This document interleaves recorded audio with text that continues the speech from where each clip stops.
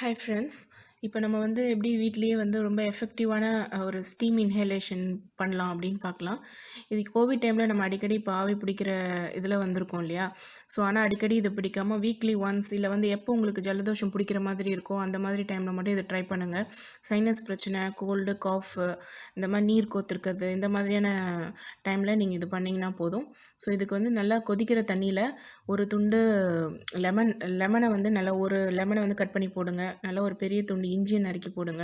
கைப்பிடி அளவுக்கு நொச்சி இலையும், கைப்பிடி அளவுக்கு வேப்பிலை, மஞ்சப்பொடி இது எல்லாத்தையும் போட்டு நல்லா கொதிக்கிற தண்ணியில் மூடி போட்டு மூடிடுங்க. நல்லா ஆவி வரும்போது நீங்கள் அதை இன்ஹேல் பண்ணிக்கலாம். வெரி எஃபெக்டிவாக இருக்கும் and simple home remedy method. Try பண்ணி பாருங்கள். தேங்க்ஸ் ஃபார் வாட்சிங்.